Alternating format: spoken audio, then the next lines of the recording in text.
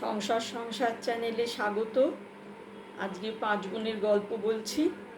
9 বোনের গল্প বিচিত্রা মাসি, তার গল্প বলছি।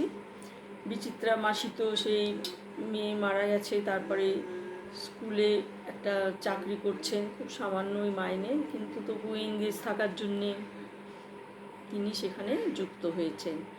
আস্তে আস্তে দিন যাচ্ছে। মাসি তো খুব গুণবতী ছিলেন,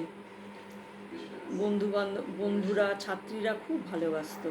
মাঝে মাঝে বন্ধুদের নিয়ে এসে খাওয়াতেন, খুব সুন্দর রান্না করতেন, রান্না করে নিয়ে যেতেন খাবার পিঠে।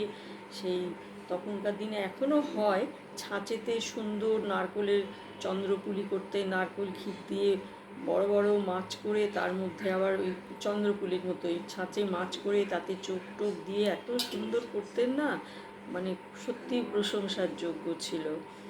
রাঁধা বাড়াও খুব সুন্দর ছিল। আবার বঞ্ঝি ননদ সবাইকে আবার তখন ফেব্রিক উঠেছে, ফেব্রিক প্রিন্ট করে দিয়েছেন শাড়িতে, সবাইকে পর্দায় করেছেন। সব কিছুতেই একটু রাগটা ছিল বেশি, কিন্তু সব কাজই তিনি খুব সুন্দরভাবে করতেন।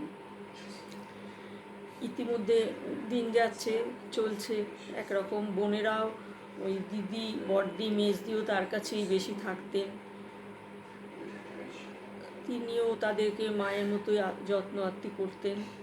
তারপরে আত্মীয় স্বজন তখন এমনিও চল ছিল সবার, তার অনেক সোনার গয়না ছিল শ্বশুরবাড়ি থেকে প্রাপ্ত।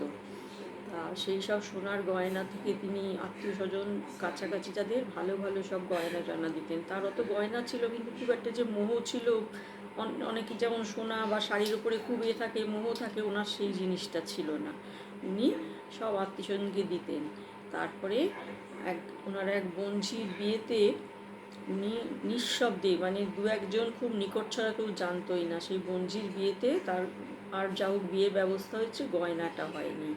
তা সেই উনি নিজে সমস্ত গয়না থেকে একদম কনের সাজ সব গয়না করে দিলেন, সেই করে তার বিয়ে হলো। যাকে এইভাবে দিন যাচ্ছে। মাসি মুড়িও ভাজতে জানতেন, মানে সবই শিখেছিলেন, সব দিকেই ছিল, ন্যাক ছিল। তারপরে বিচিত্রা মেশো হঠাৎ খুব অসুস্থ হয়ে পড়লেন, অ্যালজাইমার্স। এত খারাপ রোগ না, বলার কথা নয়। তারপরে উনি অসুস্থ হয়ে আছেন, মাসি আপ্রাণ সেবা যত্ন করেন। হ্যাঁ, তখন মাসিও রিটায়ার করেছেন, আপ্রাণ সেবা যত্ন করেন। আর প্রথম দিকে কী হতো, উনি খাইয়ে দিলে ভুলে যেতেন, যা হয় আর কি এইসব রুগীদের। বাথরুম পায়খানার সমস্যা হতো, মাসি সেই নিঃশব্দে সেবা করে যেতেন, খুব সুন্দর সেবা করতে পারতেন। ওনার ছেলেও সেরকম ছিল, আত্মীয় পরিজন সবার খুব দেখাশুনো করতো, সেবা যত্ন যা কিছু দরকার। তারপরে মেশো সে কী করতেন, জামা কাপড় পরে বসে আছেন, চোখে চোখ দেখাবেন নিহার মুন্সিকে। তখন নিহার মুন্সি কোথায়, সেই পুরনো স্মৃতি মনে আছে, এইসব রুগীদের তাই হয়। তারপরে অনেকক্ষণ সেজে গুজে বসে আছেন, তারপরে তাকে বোঝানো হলো আজকে ডাক্তারবাবু আসবেন না। তারপরে তিনি শান্ত হলেন, কী বুঝলেন কে জানে, সেদিনের পাঠ চুকলো। তারপরে সব থেকে যেটা হতো, মাসির অসুবিধা হতো রাত্রিরে মোটে উনি ঘুমোতেন না। মাসি ঘুমোচ্ছে, হঠাৎ দেখে খুব মশা কামড়াচ্ছে, সব মশারি টশারি খুলে দিয়ে মেশো বসে আছে। কোনোদিন সব জামা কাপড় ফেলে গায়ের মধ্যে ফেলে রেখেছেন, আল্লাহ থেকে ঝেড়ে ঝেড়ে। এরকম চলতোই, কিচ্ছু করার নেই। রাত্রিটা মাসি একদম ঘুমোতে পারতেন না, আবার দিনের বেলা ওই চলতো। মেশো তো যখন পারতেন ঘুমিয়ে নিতেন, অসুস্থ মানুষ। তারপরে মাসি খুব অসুস্থ হয়ে পড়লেন, মাসিকে হসপিটালে দিতে হলো ওই সেবা করতে করতে। মাসিরও তো বয়স হয়েছে। সব থেকে দুঃখের বিষয়, মাসি 7 দিন হসপিটালে ছিলেন। আর যে মানুষ সারা দিন ওই রুগীটাকে দেখাশুনো করে, ওই মানুষটাকে তিনি একবার জিজ্ঞেসও করলেন না যে উনি কোথায়, মানে ওনার তো স্মৃতি নেই না।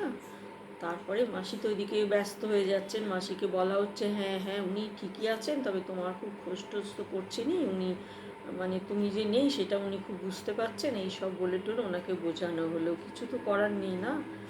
তারপরে আস্তে আস্তে মেসোমশাই দীর্ঘদিন এইভাবে ভুগে মারা গেলেন।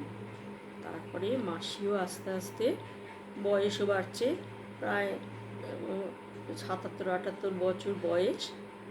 তাকে তিনি অসুস্থ হয়ে পড়লেন। তার ছেলে বউ তাকে ভালোই সেবা যত্ন করতো।